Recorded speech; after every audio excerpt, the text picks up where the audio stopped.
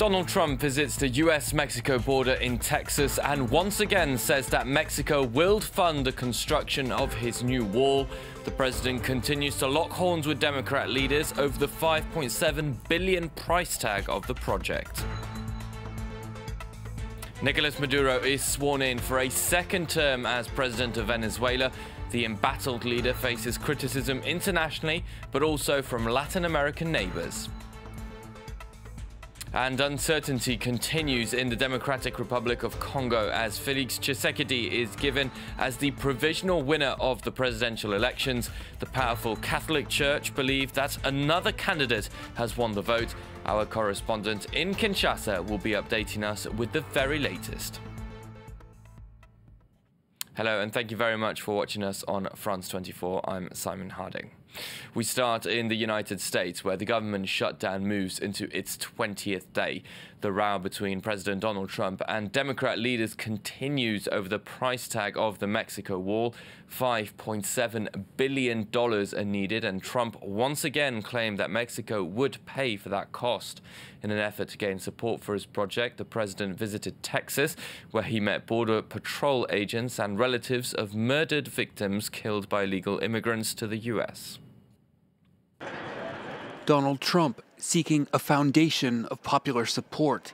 On Thursday, the U.S. president landed in McAllen, Texas, near the Mexican border, to make the case for his proposed wall. At a roundtable meeting with Border Patrol agents and the relatives of those killed by alleged illegal immigrants, Trump hit back at Democrats who say he's manufacturing an immigration crisis to satisfy his political base. What is manufactured is the use of the word manufactured. It's manufactured by them. Every single of the negatives. But they're not winning because it's common sense. It's common sense. They say a wall is medieval. Well, so is a wheel. A wheel is older than a wall. Outside the meeting, a reflection of the debate in Washington, with Trump's supporters and detractors separated by a wide gulf. With the U.S. government nearing its fourth week of partial shutdown over funding the wall, Democrats are refusing to budge on Trump's demand for $5.7 billion to begin construction on what was one of his key campaign promises. Those Democrats insisting the president agree to reopen federal agencies before negotiating begins. My fellow Americans. Trump's primetime Oval Office address Tuesday night was a pitch directly to the American people to justify building the wall and to blame Democrats for the shutdown, one that appears to have fallen short. Recent polling by Reuters shows more than half of Americans blame Trump for the government shutdown and less than half support the wall's construction. Trump is now threatening to declare an emergency, thus bypassing congressional funding power to get his way. A move of questionable legality that could end the shutdown, but not the battle, moving it instead to the courts.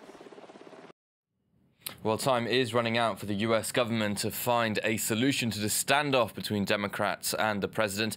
At the heart of that dispute is, of course, this new U.S.-Mexico wall. Earlier on, France 24 spoke with journalist Elisa Cavalli, who has been following the president's travels, and she told us that the people's opinion on the wall is just as divided as the government's. We talked to many people who both support and don't support the wall, and many acknowledged and admitted that McAllen is a very safe community, that they aren't seeing the crisis that Trump is purporting to have that is actually happening here at the border. McAllen Mayor Jim Darling opposes the wall that Trump is proposing. He says funding is needed to support children and the migrants who have been separated from their families. We actually visited the humanitarian respite center while we were here, and that is where the mayor is saying that a lot of this funding needs to go. More news from Washington as President Donald Trump's former personal lawyer Michael Cohen will be testifying before Congress in a month's time. The testimony comes after Cohen was sentenced in December to 3 years in prison for multiple crimes, including felony violations of campaign finance laws he undertook, prosecutors alleged, under Trump's direction. Cohen has previously said he was forced to cover up the president's, and I quote, dirty deeds. The now Democrat House said he would be heard in a public session. Nicolas Maduro has been sworn in for his second term as president of Venezuela. During the ceremony, Maduro was defiant, lashing out against the US and Europe, who have called his presidency illegitimate. Closer to home, the Latin American Lima bloc has also called on him to step down. Brian Quinn has the latest. Venezuela's Nicolas Maduro sworn in for his second term in office on Thursday, as a host of nations condemned his new mandate. His swearing-in held at the Supreme Court, as the opposition-controlled but powerless National Assembly refuses to recognize his victory. In his inaugural address, Maduro blamed the U.S. for his diplomatic isolation. Venezuela is at the heart of a world war from North American imperialism and its satellites. They have tried to convert a formal, legal, constitutional and peaceful swearing-in ceremony into a world war against our country. Presidents of regional allies Bolivia, El Salvador, Nicaragua, and Cuba were on hand, but they were the exception. The Organization of American States on Thursday approved a resolution declaring Maduro's second term illegitimate. Peru and Paraguay both announced they were breaking off diplomatic relations with Venezuela. White House National Security Advisor John Bolton tweeted Thursday that Washington won't recognize what it calls the Maduro dictatorship and will continue to increase pressure on his corrupt regime. The EU shunning Maduro as well, with Foreign Affairs Chief Federica Mogherini releasing a statement on the bloc's behalf. President Maduro is today starting a new mandate on the basis of non-democratic elections. This only pushes further away the possibility of a constitutional negotiated solution, while the political, economic and social situation in the country keeps getting worse. In his speech, Maduro pushed back, denouncing the colonialism and racism of the old European oligarchy. Its victory in last May's election was widely boycotted at home. Maduro's government has jailed or driven into exile the country's most popular opposition leaders. Millions have fled the country in recent years as an imploding economy has sparked a growing humanitarian crisis. Next, in the Democratic Republic of Congo, the situation remains peacefully calm for the moment as the country looks for its first peaceful transition of power since gaining independence from Belgium. Clashes have left 2 people and 2 police officers dead in the west of the country. Félix Tshisekedi has been named as the provisional winner by the Electoral Commission, but the powerful and influential Catholic Church contests Asseni's results. For all the latest reactions from the DRC, let's take a listen to our correspondent in Kinshasa, Thomas Nicolon. Before the Electoral Commission even announced the provisional results of the presidential election, opposition leader Martin Fayulu already said that he was convinced he had won this election and that he would not accept any other results. Well, he confirmed his point of view on Thursday and declared that Tshisekedi winning the election was an electoral coup. The Catholic Church also reacted to the Electoral Commission's result by saying that even though they duly noted the fact that the Electoral Commission believes that Félix Tshisekedi won, the data they compiled shows different results, shows a different winner. Now, the coalition in power also held a press conference on Thursday, and one of Shadari's spokesmen said that they're about to compare their data with the Electoral Commission's data, and they will decide whether or not to file a complaint to the Constitutional Court. There were reactions in the streets as well on Thursday in the districts of Limete in Kinshasa, where Tshisekedi is very popular. People were celebrating all day. But outside of Kinshasa, Martin Fayulu's supporters tried to protest, like in Kisangani and in the city of Kikwit. It'll be interesting to observe how Martin Fayulu's militants follow his indications in the next few days. He already said that he would hold a press conference on Friday morning. Thomas Nicolon reporting from Kinshasa there. The northern Idlib area in Syria has fallen back into the hands of jihadists, former affiliates of al-Qaeda. The group known as Hayat Tahrir al-Sham signed a ceasefire with what was left of rival alliances, confirming its supremacy in the region under a jihadist-led administration. Northern Idlib was one of the last patches of Syria held by rebels as government forces continue to make ground. This development coincides with a statement made by U.S. Secretary of State Mike Pompeo, who said that the U.S. would not retreat until ISIS was completely destroyed. America will not retreat until the terror fight is over. We will labor tirelessly alongside you to defeat ISIS, al-Qaeda, and other jihadists that threaten our security and yours. President Trump has made the decision to bring our troops home from Syria. We always do, and now is the time.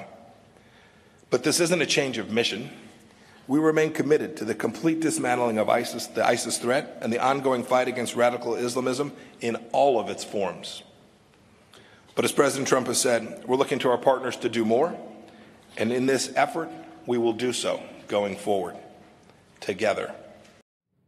The trial of the Jewish museum shooter Mehdi Nemmouche has started in Brussels. The prime suspect of French origin shot 4 people in 2014 and killed all 4 and faces life imprisonment if found guilty.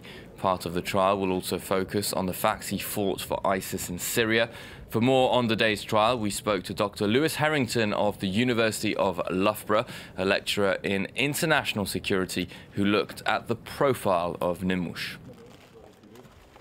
In this case, the guy came back.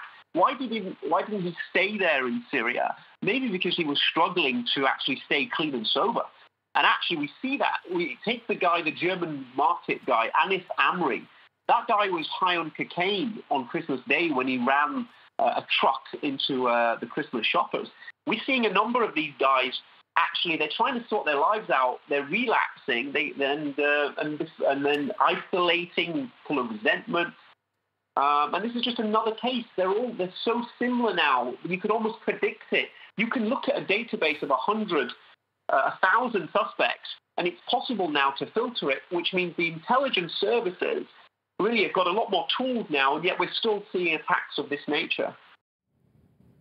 Las Vegas police have issued a warrant for a DNA sample of star footballer Cristiano Ronaldo. This is part of renewed investigations into a rape allegation against the Juventus forward, which dates back to 2009. Catherine Mayorga alleges she was attacked in a Las Vegas hotel. She reportedly reached an out-of-court settlement with Ronaldo later that year involving a $375,000 payment for agreeing never to go public with the allegations. But she is now looking to make the non-disclosure agreement void. Ronaldo's lawyers have said that it is routine that they have been asked for a DNA sample. Next, he's one of the most famous comic book characters in the world. Tintin is celebrating his 90th birthday this year, following nearly a century of adventures with his trusted sidekick Snowy. The boy reporter is Belgium's most enduring export. To mark the anniversary, his creator Hergé's heirs are releasing a new edition of Tintin in the Congo, a controversial decision, as Ellen Gainsford explains. He's now a nonagenarian, but Tintin still has fans around the world. The young reporter is famed for his exotic adventures, exposing dastardly deeds. 90 years on, and times have changed. Critics now say some of the cartoons are racist and colonialist. For Congolese artist Bali Baruti, it's not appropriate to re-release them.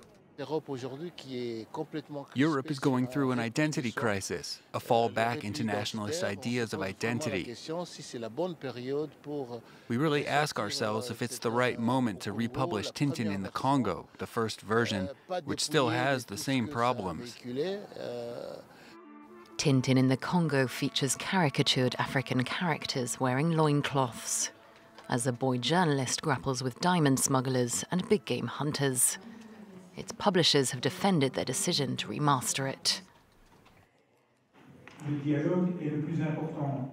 Dialogue is the most important thing. And the work of deconstruction, decolonization is just as important. And I will say that the colonization in this comic is not colonization of the spirit. That's not the direction we want to work towards. It's not the first time the story has been criticized. In 2010, a Congolese man tried to get the book banned, but Belgian judges ruled that it reflected the colonial attitudes of its time, saying there's no evidence that its creator, Hergé, was racist. That's all the news we have for now. Thank you for watching. Bye-bye.